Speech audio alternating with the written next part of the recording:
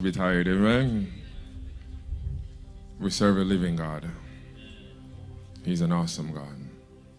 Bible says he's the same yesterday, he's the same today, and forevermore he will remain the same. I have 30 more minutes, amen. Are we good with 30 more minutes? Amen, amen.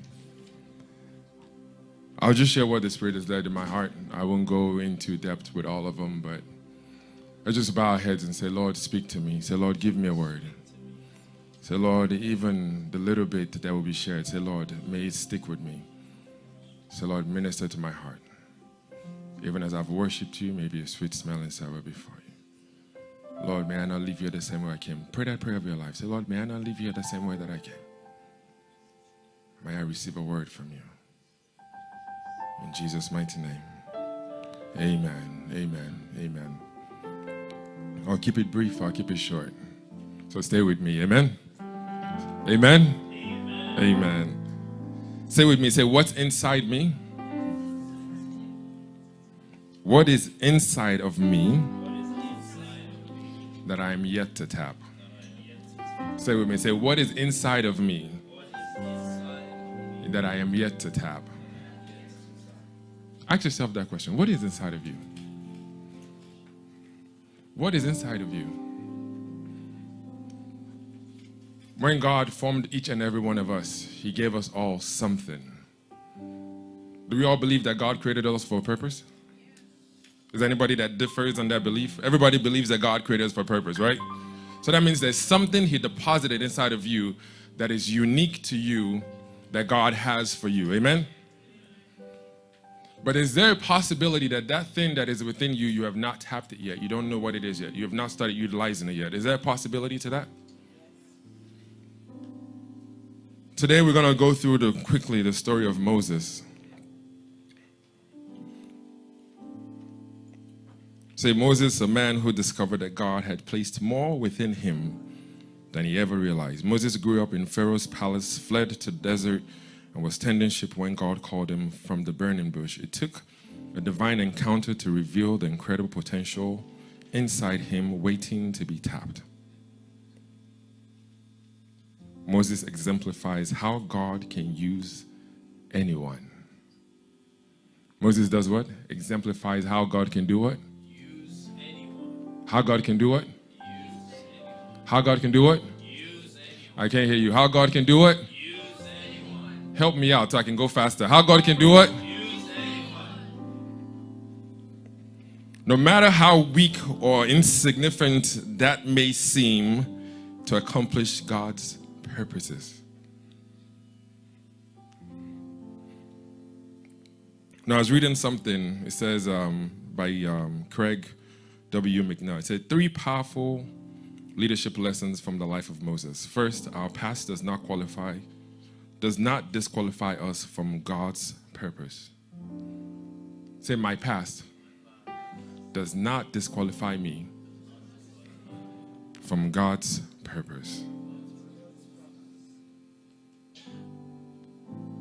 The second thing, it says, present perplexities should not cause us to remain stuck.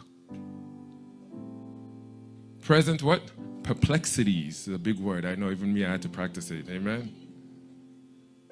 They should not cause us to remain stuck. Sometimes we get stuck where we are and we can't get through. It's like you're just right there. It's like a glass ceiling. Amen? And you're just trying to get past it. But then it says, and third, future fears shouldn't paralyze us from God's calling. Because God can use, come on, help me out, help me out. Because God can do what? Because God can do what? The text from today is from Exodus chapter 3, verse 1 to 12. When you get home, read it. Amen? I'm not going to go into it, but read it. 3 things we're going to go out today with. 3 things, 3 lesson points we're going to learn today. Number 1, recognize what you are carrying. Amen? Recognize what you're what? You know, as I was preparing for this, I remember my father once preached a message. He said, I don't know why this message just stuck with me. There's some messages that stick with you forever. Amen? He said when you get a credit card. Anybody ever have a credit card? Anybody have a credit card? I can't see. Anybody have a credit card? All right. When you get that credit card, as soon as it comes in the mail, can you use it? Come on, help me out. Help me. I have 2 more minutes. When it comes in the mail, what do you do? Activate it. That card can have $1 million in it, but it's no good till what? What is inside of you that you have not tapped yet? What is inside of you that you have not activated yet? What is inside of you that God wants to use that you are yet to what? Oh, come on, help me out, help me out. I have 2 minutes.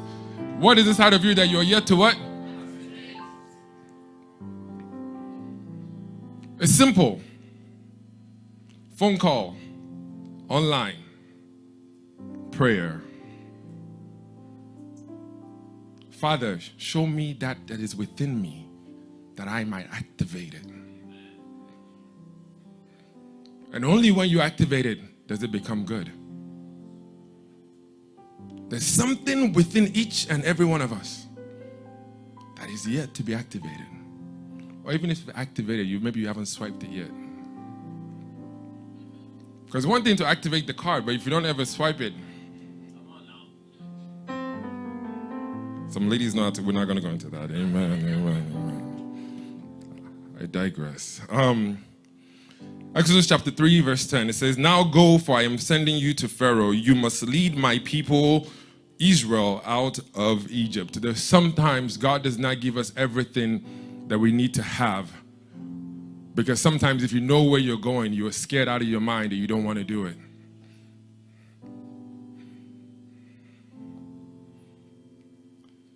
Imagine Moses, God saying, you are going to lead. Think about it for a second. Take a second. You are going to lead my children out of Egypt. What a big deal task that is. It's like somebody coming to my brother David and say, you are going to save Africa.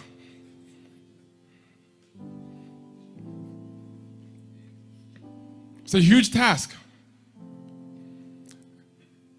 But what God has within you is enough. So sometimes, like Moses, we underestimate what we carry. Moses saw himself as an outcast, a runaway, a shepherd, but God saw him as a deliverer. In our lives, we may only see our limitations. We may only see what? Our struggles, our past mistakes. But God sees the gifts, the talents, and the purpose He's placed within us. The Bible tells us that 3 times Moses said to God, I have a speech difficulty. He was scared. He was trying to find an excuse. How many people here try to find an excuse sometimes to get away from stuff? Like, I don't want to do it. It's too much. Oh, I'm nervous. I'm scared, God. But He has something in you that is enough to carry you through. Recognize what? What you're carrying. Second point. Overcome self-doubt and fear. Overcome what? Self-doubt. Verse 11, it says, when God called Moses, He immediately said, who am I? Who's God calling? And you're saying, God, who am I to go save Africa?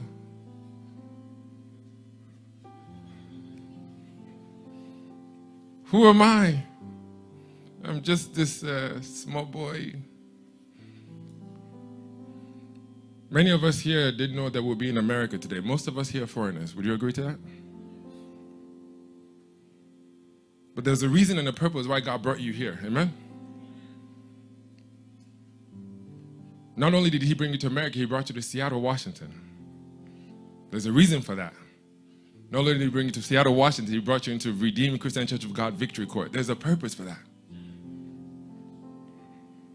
You might not understand it today, but it's our job to pray as individuals and say, Lord, help me to understand why I am here. And don't be afraid. It says, overcome self-doubt and fear. Maybe God has called you to be the next pastor. When Pastor Darius said, come to this church, he didn't. Pastor Darius, did you know you were going to be the pastor of Redeemed Christian Church of God when you started here?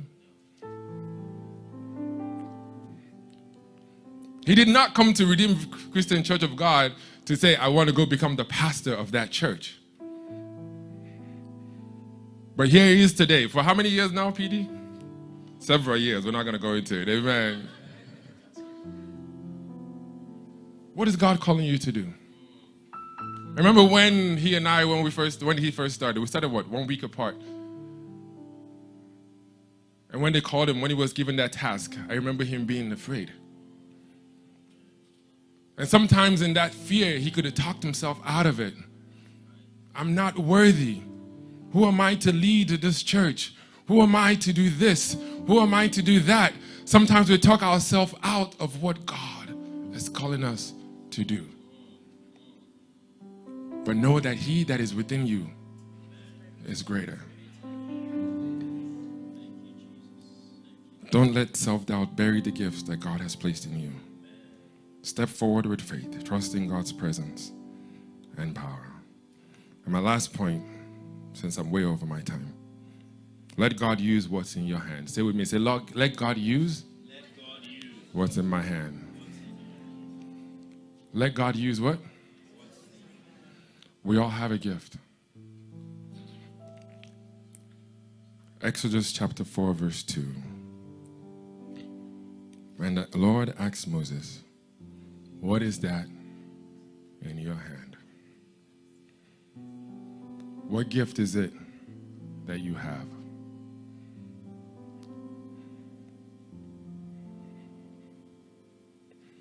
Sometimes what's inside us or what we have in our hands may seem insignificant. But when given to God, it becomes what? Powerful. Sometimes the thought that just came to me as I said that is, when you're baking a cake, I don't know why that was random, but it just came to me right now. When you're baking a cake, if there's no sugar in it, does the cake taste the same? But just as simple as what? Sugar. When you cook a soup, if you don't put salt in it, it's what? It's not the same. But it's just a little pinch of salt. That's not the meat, that's not the vegetable, that's not all the big things. Sometimes we think we're insignificant, or you think what you have is insignificant. But God is saying to somebody this morning, even though you might think you're just a pinch of salt, you are as important as the whole soup. Amen? Even though you might feel I'm just an usher, you are important, because when somebody sees you and they see the smile on your face and they see the way you invite them in the church, you are sometimes more important than the person preaching the word of God. Sometimes not about the person preaching. Sometimes about the little things that happen in the service. You might be the person that cleaned the church. It might be as simple as that person. The fact that we all walk in and the place looks good and it smells good. But nobody sees it. But God is saying you are important. Because what you have in your hand is important. That's why I asked Moses, what is that in your hand?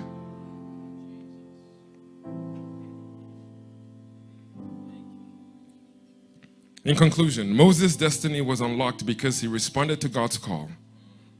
We too need to respond to what God is calling us to do with what he has placed inside of us. This morning I pray that God will help us all to fulfill our purpose that he has brought us here on earth for. Whatever the purpose is. I pray that God will give us all the grace to activate that which is within us. God's calling may require stepping out in faith, but that step could unlock and untap potentials within you. You know, sometimes as you start this journey, it may get rough. It wasn't easy for Moses. It wasn't easy.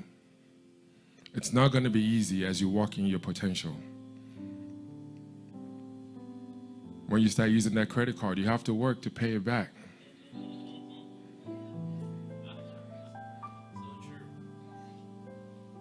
When you start working in what God has called you to do, it's not going to be easy.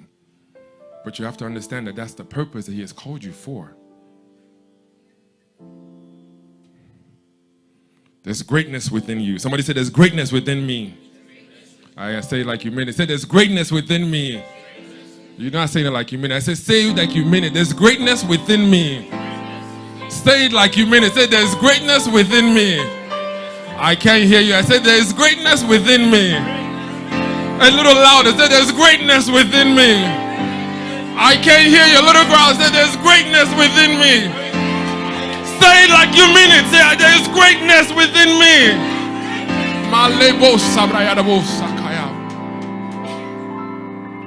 There's greatness within you. You have to believe it.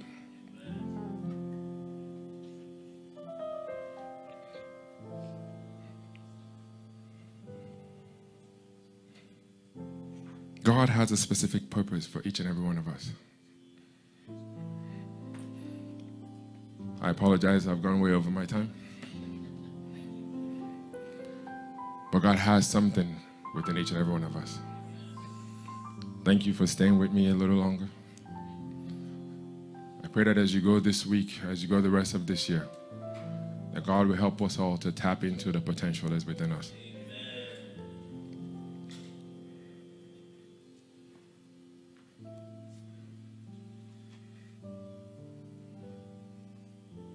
Let's bow our head. Just bow your head down. Say, Lord, help me. Help me to activate that you have in me. Say, Lord, I understand, I recognize that I have a potential, that you have a purpose in me. So, Lord, help me to activate it. So, Lord, help me to activate it, that I may fulfill the purpose. Pray that prayer over your life. There's greatness within you. There's greatness. Doesn't matter your age. Doesn't matter your age. Doesn't matter your race. Doesn't matter your sex. Doesn't matter anything. There's greatness within me. Say, Lord, help me to activate the greatness within me. Even if I feel it might be insignificant, say, Lord, help me to activate that which you have within me. Help me to fulfill my purpose. Say, Lord, give me the strength that when I'm tired that I'll keep going. So, Lord, give me the strength when I feel discouraged, that I will find strength in you, oh God. Say, Lord, help me.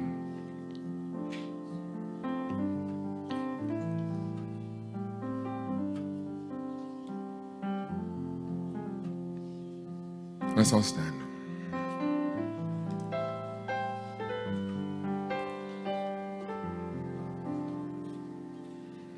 Awesome God, how great thou art. You are God, mighty are you. And the prayer team, please come to the front. The prayer team.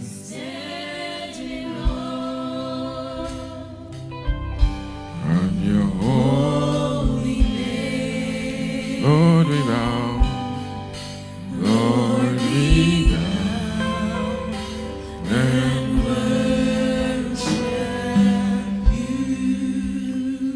We're going to share the grace together, but after we share the grace, the worship team will continue to sing. And if you just want to pray, you want somebody to pray with you, want somebody to agree with you, want somebody to encourage you in prayer, you want somebody to just hold your hands and say, Lord, help me to activate that which is within me. The prayer team are here. You can come to them and they'll pray with you. But take a minute this week and say, Lord, activate that which is within me. I pray that the Lord will bless us as we go this week in Jesus' name. Let's share the grace together. May the grace of our Lord Jesus Christ, the love of God, the fellowship of the Holy Spirit, rest and abide with us now and forevermore. Amen. Surely, God's goodness and mercy shall follow all the days of our life, and we shall dwell in the house of the Lord forever and ever. Amen. Awesome God, how great